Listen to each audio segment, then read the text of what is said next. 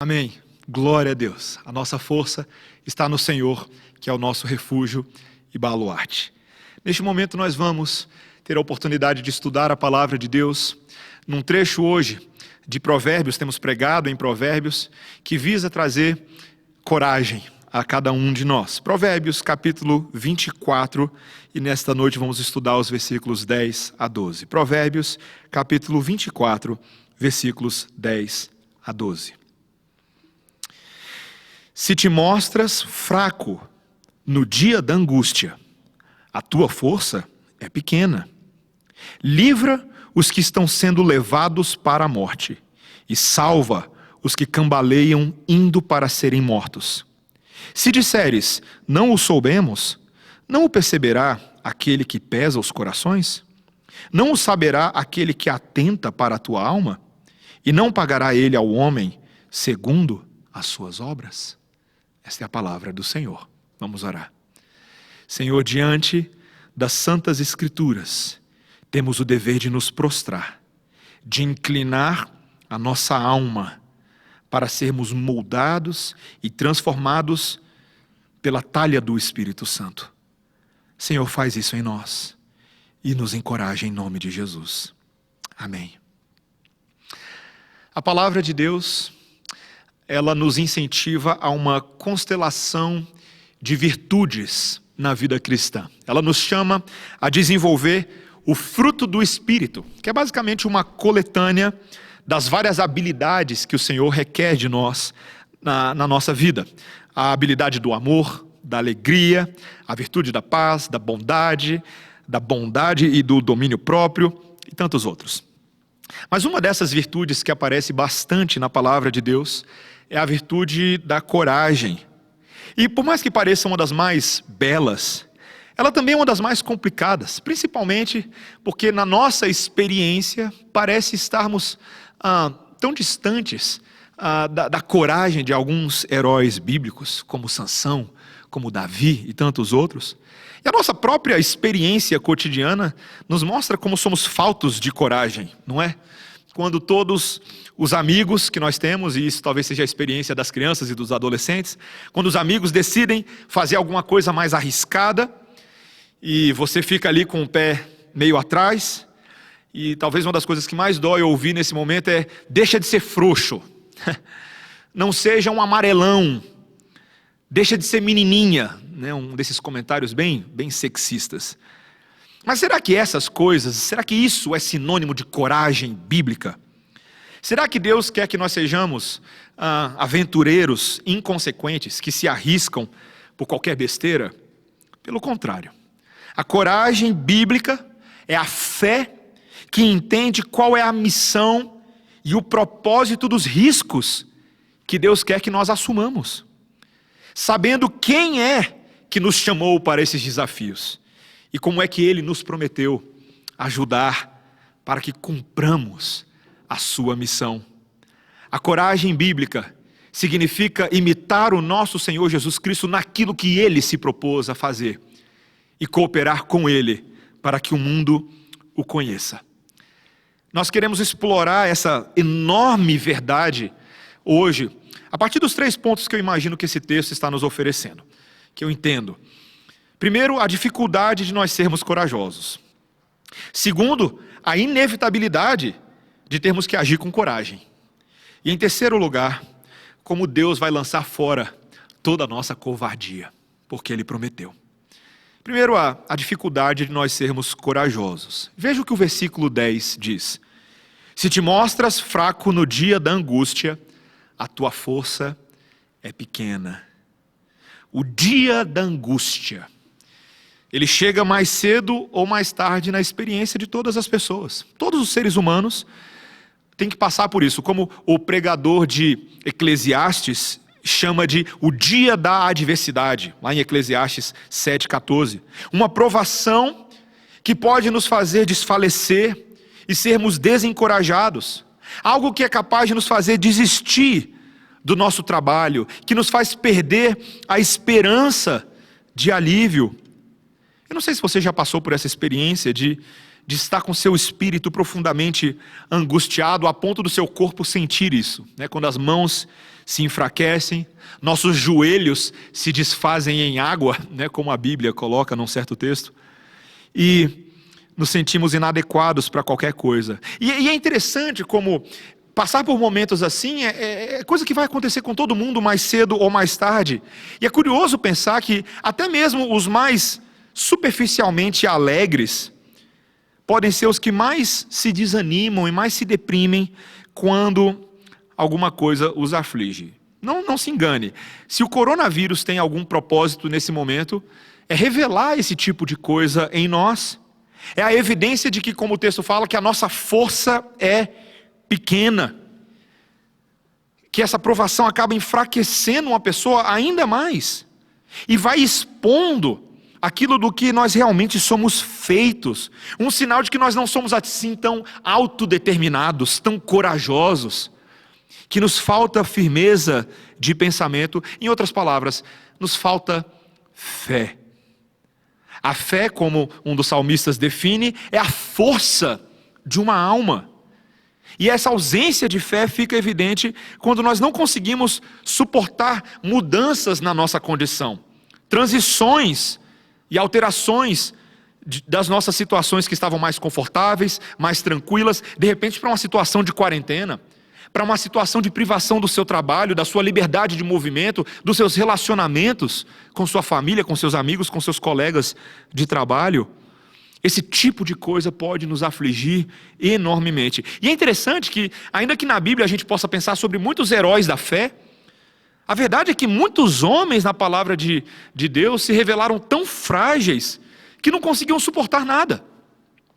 Pense, por exemplo, quando o profeta Jeremias foi convocado por Deus para trazer a palavra difícil ao povo, ele começou a questionar a Deus por causa dos problemas particulares que ele estava passando e observando. A prosperidade dos perversos, a improdutividade da terra e da lavoura, os problemas sociais e até mesmo as limitações dele como profeta. Quando ele trouxe tudo isso para Deus, Deus perguntou como que ele esperaria enfrentar grandes desafios se os pequenos estavam cansando ele. Está lá escrito lá em Jeremias 12:5, ele disse: Jeremias, se te fatigas correndo com homens que vão a pé, como poderás competir com os que vão a cavalo? Se em terra de paz não te sentes seguro, que farás na floresta do Jordão? Outro exemplo é o exemplo de Jó. Jó, ao longo da vida dele, como um homem íntegro, ele havia sido fonte de consolo para muitos aflitos, em toda a sua vida. O seu próprio amigo Elifaz reconheceu isso lá em Jó capítulo 4. Mas quando chegou a vez de Jó, de passar por problemas, ele teve muita dificuldade. Está lá em Jó 4, versículos 3-5, disse Elifaz: eis que tens, você Jó, ensinado a muitos, e tens fortalecido mãos fracas, as tuas palavras têm sustentado aos que tropeçam, e os joelhos vacilantes você tem fortificado.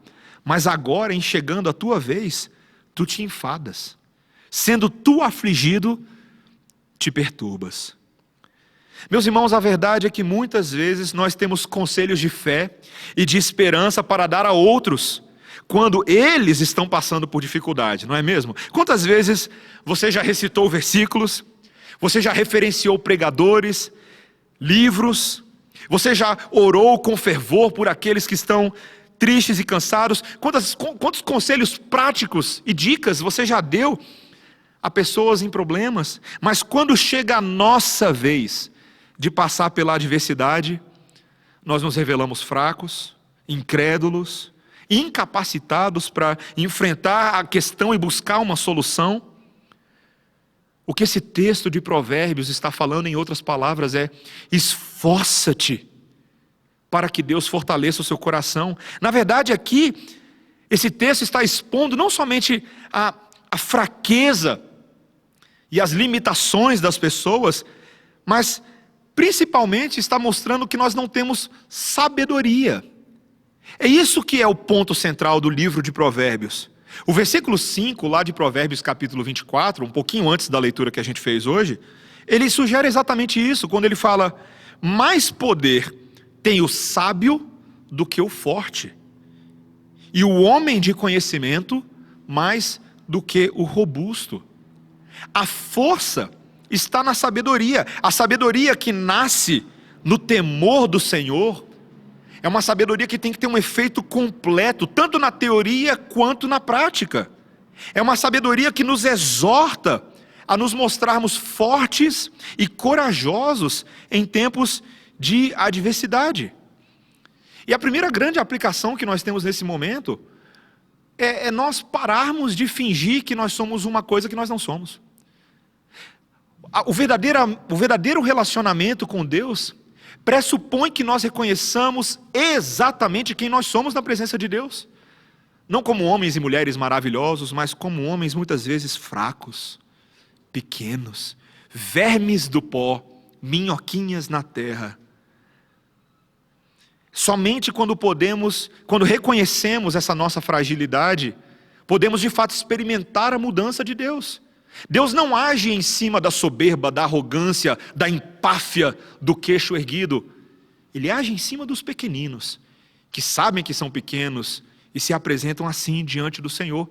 A graça dele se aperfeiçoa na fraqueza daqueles que têm espinhos na carne, como falamos no passado. Esse é o início da mudança. Agora, meus irmãos, em segundo lugar, não temos somente aí um chamado à coragem, mas a coragem na vida é uma questão inevitável. Esse é o nosso segundo ponto. Como é que Deus desenvolve coragem em nós? Deus decidiu desenvolver essa virtude em nós justamente dentro das situações difíceis, e particularmente, como vamos ver aqui agora nos versículos 11 e 12, diante da nossa responsabilidade para com o próximo. Se o versículo 10, até esse momento, se referiu aos problemas que surgem numa única pessoa, os versículos 11 e 12 agora tratam dos problemas que surgem no nosso próximo, e nos chama a fazer algo pelo nosso próximo. Olha o versículo 11: livra os que estão sendo levados para a morte, e salva os que cambaleiam, indo para serem mortos. Veja, o texto não especifica aqui exatamente quais são as circunstâncias desses que estão sendo levados à morte, os que estão tropeçando rumo ao matadouro. Mas a gente sabe por contexto que o livro de Provérbios fala muito desses que estão perdidos rumo à morte.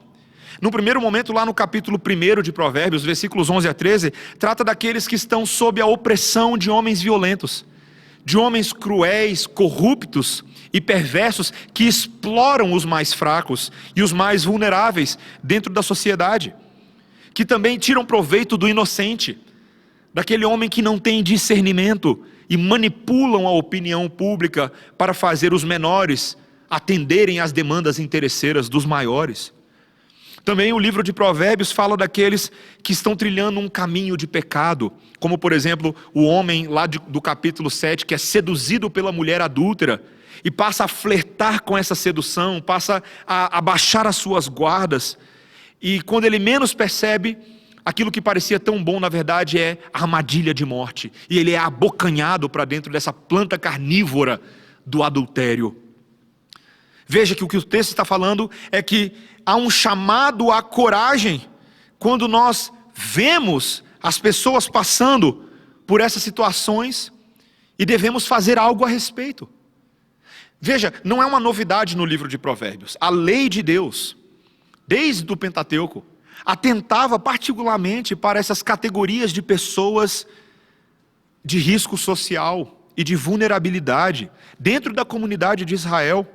Haviam leis específicas para o cuidado de órfãos, para o cuidado das viúvas, para o cuidado do estrangeiro que estava no meio do povo de Deus. E tantas outras categorias, tanto o Antigo como o Novo Testamento vão mostrar que as crianças estão incluídas nisso, os deficientes físicos, aqueles que são verdadeiramente pobres e miseráveis dentro da família da aliança.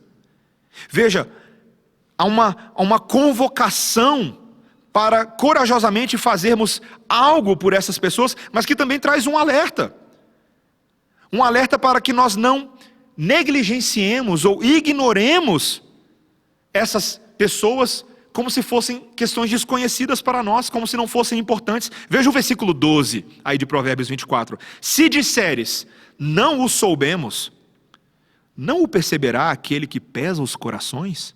Não o saberá aquele que atenta para a tua alma? E não pagará ele ao homem segundo as suas obras? Meus irmãos, quando a gente diz que não sabia de um mal amplamente conhecido, isso não pode ser desculpa para não resgatar pessoas que estão na iminência de um massacre, diante de uma grande injustiça. E Deus sabe do nosso coração, Ele conhece as nossas motivações. O que a Bíblia está dizendo é que uma pessoa sábia, ela não pode se contentar simplesmente em buscar o seu bem pessoal, de maneira egoísta. Ela também buscará a justiça o mais amplo possível, em favor da sua família, em favor daquelas pessoas que estão ao alcance das suas atuações, porque Deus, que sonda os corações, é um Deus que também atenta para os desamparados.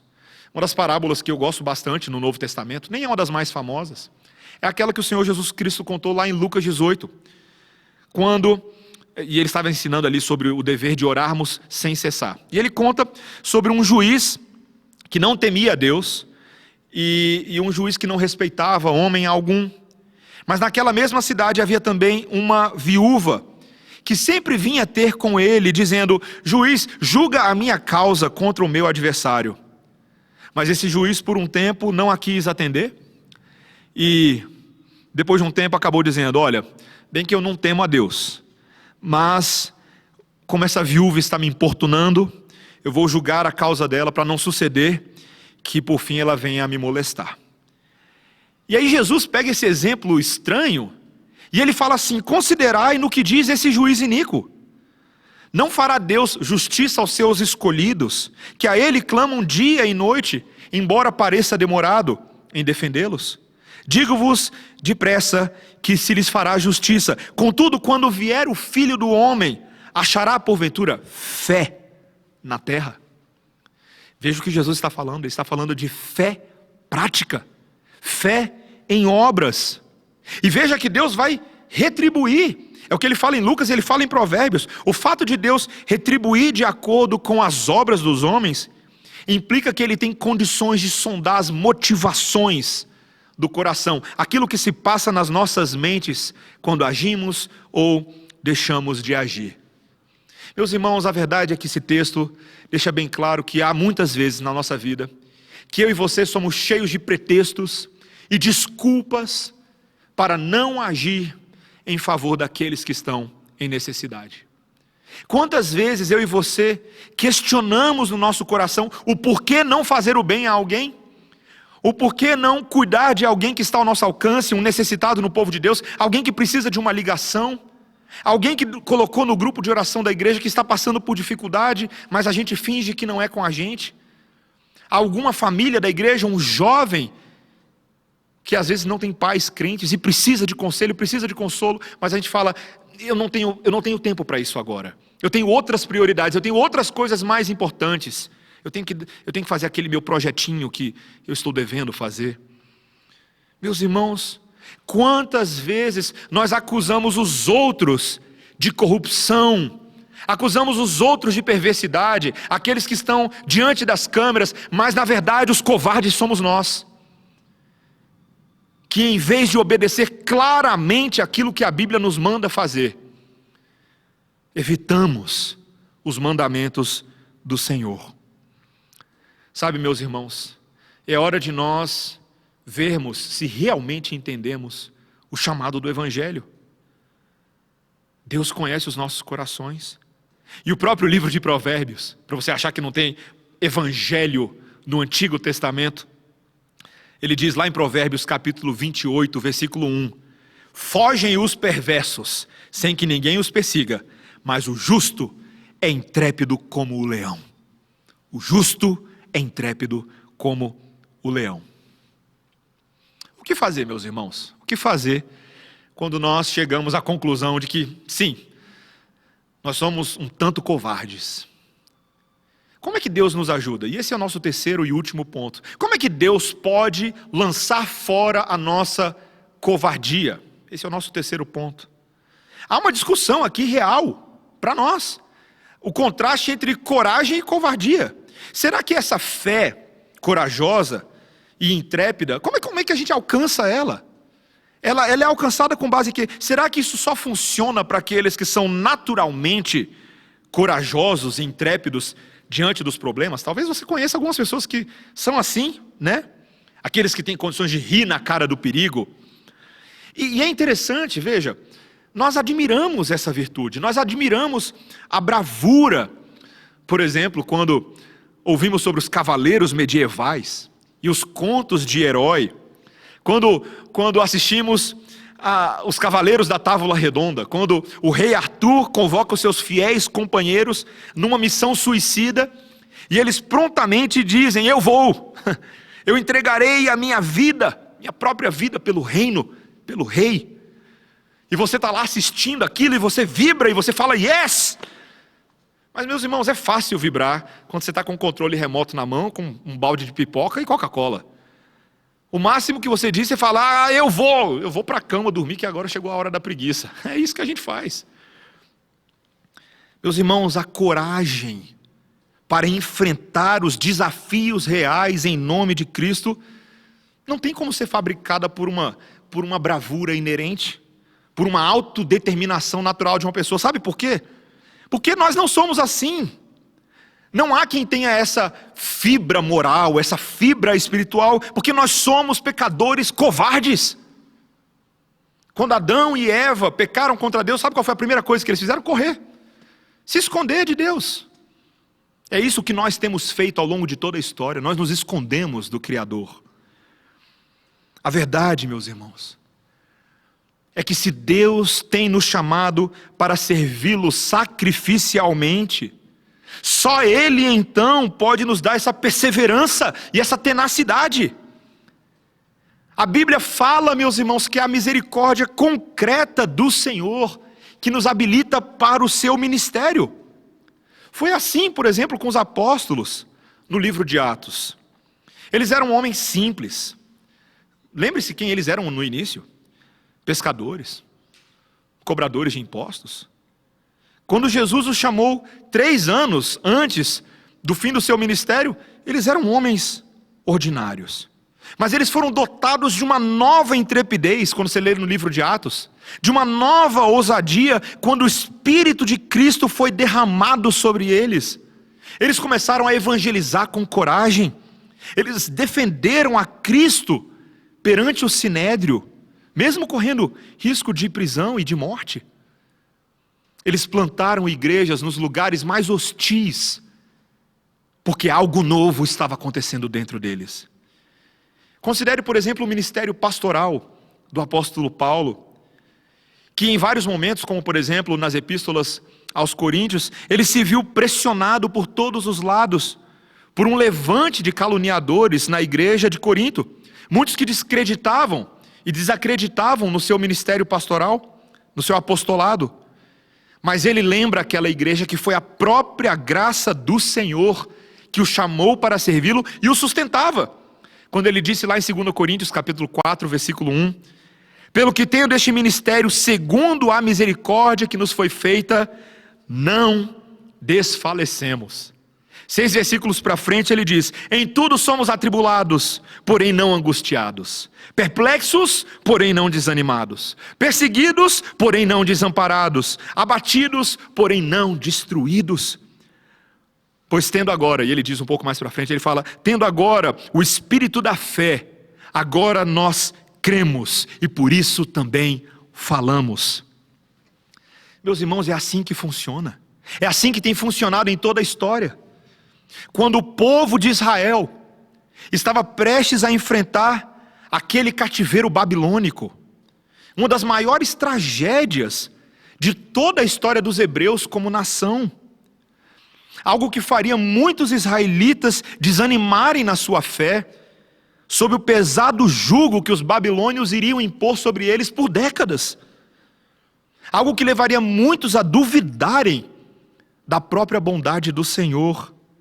Deus os lembrou, por boca do profeta Isaías, que ele iria sustentá-los sobrenaturalmente, a partir da sua própria força e poder. Ele disse lá em Isaías capítulo 40, versículo 28, não sabes, não ouvistes que o eterno Deus, o Senhor, o Criador dos fins da terra, nem se cansa, nem se fatiga, faz forte ao cansado e multiplica as forças aos que não têm nenhum vigor. Os jovens se cansam e se fatigam, e os moços exaustos caem, mas os que esperam no Senhor renovam as suas forças, sobem com asas como águias, correm e não se cansam, caminham e não se fatigam. Israel ainda não estava experimentando toda essa maravilhosa promessa, mas o novo Israel, Jesus, haveria de experimentar, em primeiro lugar, a grandeza do que Deus estava prometendo aqui. Você lembra? Como é que foi que Jesus chegou na cruz? Eu fico me perguntando tantas vezes, como é que Jesus conseguiu viver aqueles 3 anos que antecederam a cruz? Porque, meus irmãos, desde o berço ele foi perseguido. Havia um decreto para se matar todos os bebês abaixo de 2 anos. E ele se tornou refugiado político logo com 2 anos, menos de 2 anos de vida, recém-nascido. Seus pais tiveram que fugir com esse bebezinho para o Egito. Mas Deus estava cumprindo suas promessas. Jesus teria uma vida de aflições, ele seria conhecido como um homem de dores que sabe o que é sofrer, rejeitado por todos os judeus, pelos seus amigos, pela sua família, caluniado em níveis que nós não estamos nem acostumados. Falsidades foram ditas a respeito da reputação dele, do seu caráter, mas ele resistiu. O Espírito Santo de Deus que era com ele o fez resistir naquele deserto quando foi tentado por 40 dias e 40 noites por Satanás. Em jejum físico real, ele foi suportado. Quando lhe faltou forças diante da perseguição dos fariseus, dos escribas, dos saduceus, dos judeus como um todo, foi na palavra de Deus que ele encontrou forças. Quando seus próprios discípulos o contestaram e duvidaram da sua obra, ele rebateu com a palavra, ele não passou a mão na cabeça, mas ele os consolou com a verdade eterna de Deus. Quando todos o abandonaram, na proximidade daquela oração sacerdotal, e quando ele na sua carne sentiu como que se o próprio Deus estivesse o abandonando, ele disse: Pai, se for possível, passa de mim esse cálice, mas seja contudo feita a sua vontade. Meus irmãos, eu, pastor Mateus, só estou de pé aqui diante de vocês agora, e o João Inácio e o Rodrigo, que estão aqui comigo, só estão aqui nesse momento. Sabe por quê? Porque o nosso Senhor Jesus Cristo não desistiu na hora de maior angústia. Quando ele foi assolado pelo poder das trevas, que tentou impedir de qualquer maneira que ele fosse para aquela cruz, ele foi por causa da vontade, da palavra e do poder do seu Pai. E ele tomou o cálice da ira, e ele morreu de verdade naquela sexta-feira, e ele permaneceu sob o poder das trevas naquele sábado, mas naquele domingo ele ressuscitou pelo poder de Deus. Aleluia, louvado seja o nome do Senhor. Ele ressuscitou para provar que a coragem que vem do próprio Deus, nenhum homem nesse mundo tem condições de ver. Somente quando Deus nos fortalece, como ele fortaleceu Jesus, nós podemos enfrentar a morte com a certeza de que seremos ressuscitados do outro lado, porque o Senhor Jesus Cristo garantiu isso para todos os seus eleitos, fazendo deles filhos de Deus, a saber, os que creem no seu nome. Essa coragem e essa resiliência de Jesus na hora da maior aflição, meus irmãos, é a fonte de inspiração e de renovo para todos aqueles em todos os tempos que invocam o nome do Senhor. Foi o que o autor de Hebreus falou lá no capítulo 12, versículo 3, quando ele disse: considerai, pois, atentamente aquele que suportou tamanha oposição dos pecadores contra si mesmo, para que vós não vos fatigueis, desmaiando em vossa alma. Você viu que promessa maravilhosa? Você viu que poder sobrenatural? E eu quero te perguntar o seguinte: você já passou pela experiência de estar diante de uma provação espiritual maior do que aquilo que você achava que dava conta?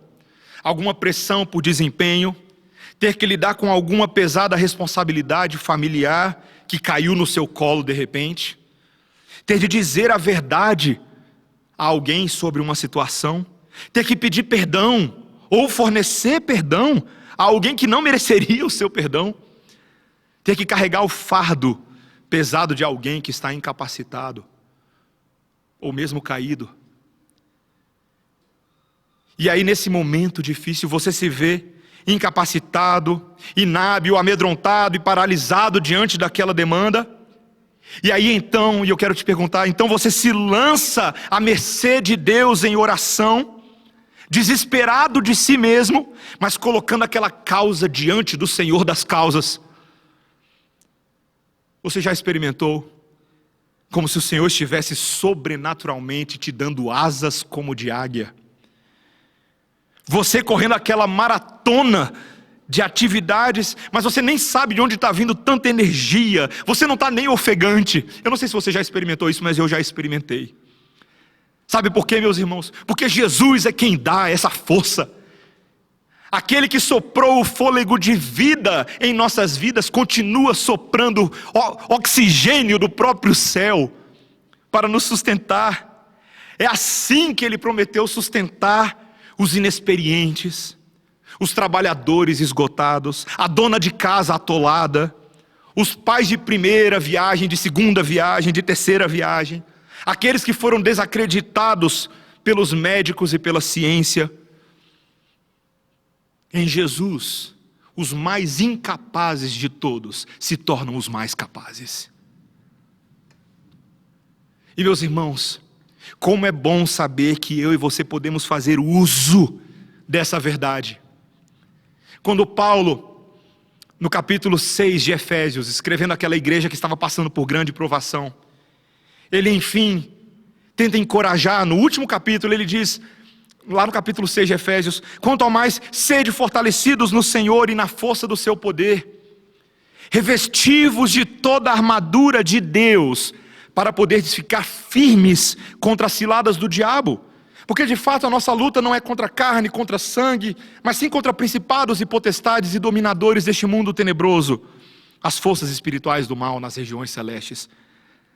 Mas tomai toda a armadura de Deus, para que possais resistir no dia mau, e depois de terdes vencido tudo, permanecer inabaláveis. Veja a certeza que Paulo está dizendo isso. Quando você se veste da armadura de Deus, o seu capacete, sua espada, seu escudo, seus calçados do Evangelho da Paz, quando Cristo é a sua armadura, o texto nos diz que você se torna vencedor e permanece inabalável no dia mau. Não sou eu quem disse isso, meus irmãos. Não sou eu quem disse isso, é a palavra de Deus. Claro que nós não estamos falando aqui de algo que é automático. É um aprendizado na caminhada cristã, se dotar da fé, da justiça, da verdade, do amor do Evangelho. O próprio Paulo estava aprendendo este caminho, e ele pede a essa igreja, lá em Efésios 6,19, ele diz: orem também por mim, para que me seja dada no abrir da minha boca a palavra, para que com intrepidez faça conhecido o mistério do Evangelho e me seja dada ousadia no meu falar. Paulo dependia dos seus irmãos. Ele está falando: meus irmãos, me vistam com essa armadura, orem por mim, para que eu esteja firme no dia mau, assim como ele se comprometia a orar por eles, para que eles também estivessem de pé no dia mau. Meus irmãos, há uma promessa corajosa de graça de Deus para nos sustentar. Sabe, meus irmãos, eu não sou assim muito corajoso, não. Quando eu comecei essa caminhada pastoral, eu tinha algumas ideias na cabeça. Eu nunca suspeitei que que seria, fácil, mas eu só não achei que seria tão difícil. E tem momentos que eu penso em desistir. Assim como eu sei de momentos que os meus irmãos pensam em desistir nas suas vocações. Mas, meus irmãos, é dentro das nossas responsabilidades, dentro das nossas atuações, é dentro das adversidades mais perniciosas que nós conhecemos o nosso Deus, o seu poder, o seu sustento para cumprirmos aquilo para o qual Ele nos tem chamado.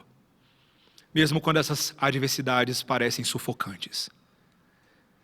Eu quero concluir com uma história, um testemunho, de um domingo de Ramos em 1987, em que uma querida irmã em Cristo, uma mulher, não vou citar o nome dela, ela aguardava a conclusão de um culto e esperava uma tarde ali em que toda a sua família pudesse passar um dia raro juntos. Afinal, era domingo de Ramos. Quando a última música do culto estava tocando, ela sabia que alguma coisa não estava bem com o corpo dela. Começou a empurrar a família, caminhar para fora da igreja. E quando ela acorda, já são 2 dias depois. Terça-feira, ela cercada pela sua família no leito de um hospital. Foi sugerida que ela buscasse um neurologista. E esse neurologista encontrou um aneurisma na artéria principal do cérebro. O que é impressionante é que ela não teve sintomas. Ela não teve dor de cabeça, ela não teve visão turva, ela não teve problemas motores, nunca teve uma saúde melhor. Ainda era jovem nos seus anos, comia corretamente, estava sempre se exercitando, mas experimentou aquele toque da morte. Ela tinha 2 opções, segundo o médico. Ela podia conviver com o conhecimento desse aneurisma e esperar o melhor, ou fazer uma cirurgia no cérebro. Como é que alguém lida com uma notícia dessas? Como é que você lidaria com isso? Onde que está Deus num momento como esse? Ela conta que a primeira coisa que vieram foram as lágrimas, depois a determinação de permanecer ativa. Ela voltou ao trabalho, não contou para ninguém o que ela estava passando, discutiu apenas com a família, com um médico de confiança. Ela começou a rever a vida, se perguntar por quê, mas ao mesmo tempo agradecendo a Deus pelo que Deus estava providenciando. Mas nesse momento que ela achou que estava ficando forte, aí veio o ataque de pânico. Será que a cirurgia a deixaria paralisada? Será que ela ficaria cega? Será que ela morreria? Tudo seria possível. Longas conversas com o marido, noite adentro, tinha dificuldade para dormir. Era real o que estava acontecendo. Estava acontecendo não com outras pessoas, mas com ela. E numa daquelas noites sem dormir, ela desceu as escadas de casa, pegou a sua Bíblia, olhou naquela parte da Bíblia onde tem textos recomendados para diferentes situações da Bíblia, tristeza, preocupação, solidão, coragem. Ela escolheu o tema da coragem, e a passagem de cada ali era Josué, capítulo 1, versículo 9. Quando Deus disse a Josué, aquele secretário de Moisés, assumindo a liderança do povo de Deus: não te mandei eu? Ser forte e corajoso, não temas nem te espantes, porque o Senhor teu Deus é contigo por onde quer que andares. Ela rasgou um pedaço de um bloquinho de papel, copiou aquele verso e apertou na mão. E orou e creu. E a sensação de pânico se esvaiu. O pedaço de papel permaneceu com ela durante aqueles dias que antecederam o dia da cirurgia, que ela enfim havia decidido fazer. E quando ela foi levada para a sala de operações, ela repetia aquele versículo, segurava aquele pedacinho de papel, e as enfermeiras perceberam o papel na mão dela. E quando ela entendeu que aquele versículo já havia servido o seu propósito, ela deu o papel para a enfermeira e falou: olha, pode jogar fora esse papelzinho, eu não preciso mais. Mas a enfermeira, na sua sensibilidade e sabedoria, disse: não, eu não vou tomar ele agora. Eu vou guardar para você, e quando você acordar, esse papel vai estar de novo na sua mão, como um gesto simbólico.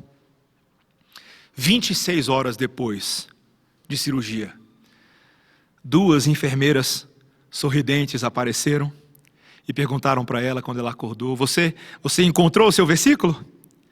Lentamente ela abriu o punho, e estava aquela sucata esfarrapada de papel, mas que foi presa na mão dela com uma fita cirúrgica. Ela não conseguia ler ainda, porque a sua visão levaria ainda muitos meses para ser restaurada. Mas as palavras estavam gravadas para sempre em sua memória. Porque o Senhor teu Deus é contigo por onde quer que andares. Meus irmãos, em tempos de dificuldade, lembre-se que a dificuldade tem utilidade. As adversidades certamente vão revelar quem você é, qual é o tipo de caráter que você tem desenvolvido. Mas elas servem para aperfeiçoar o seu caráter e te dar fé e te dar forças. Portanto, meus irmãos, façamos aquilo que é antinatural para a gente. Não reclame dos seus problemas. Não reclame dos seus problemas.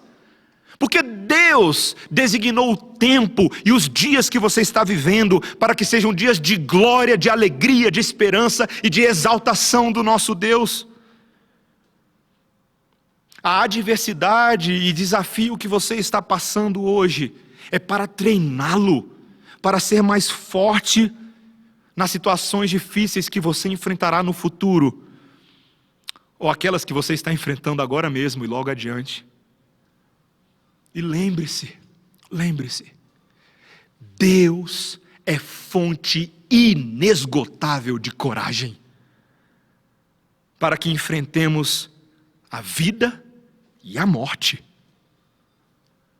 Que eu e você nesse dia sejamos movidos a invocar o poder da cruz e as promessas diárias que sustentam os grandes e os pequenos, homens e mulheres, livres e escravos, em todos os lugares e em todos os tempos.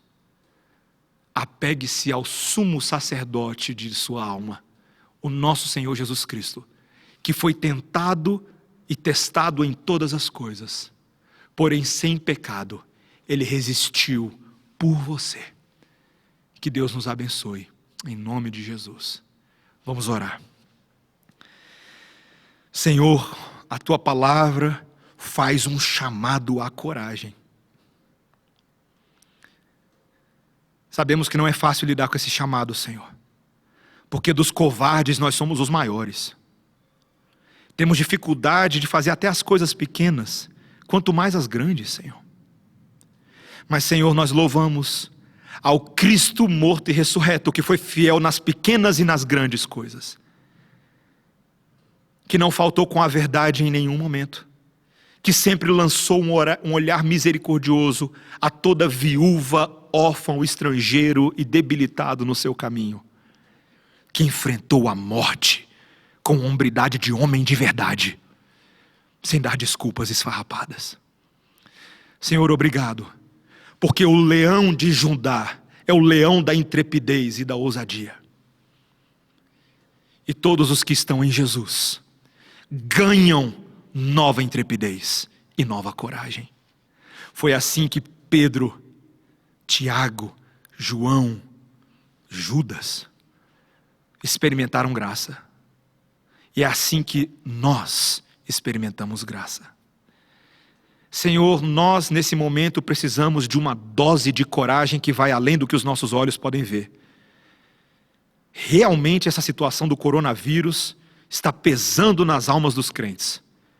Temos ficado alarmados, temos ficado preocupados, temos ficado incertos quanto ao dia de amanhã, preocupados com a nossa família, com o que haveremos de comer, de beber, de vestir. Mas, Senhor, nesta noite nos lembramos que Deus nunca fica preocupado com nada. Que Deus é o Deus corajoso, porque é o Deus que decretou o início, o meio e o fim de todas as coisas. E neste início e fim estão sempre o Senhor Jesus Cristo. Ele é o alfa e o ômega, o fôlego da igreja, o cabeça dos covardes.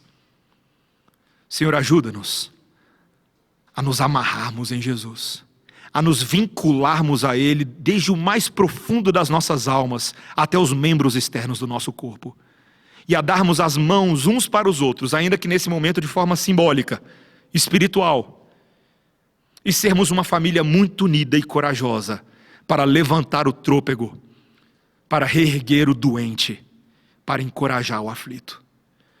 Senhor, essa é a nossa responsabilidade em todos os tempos. Queremos fazer por outros aquilo que Jesus fez por nós.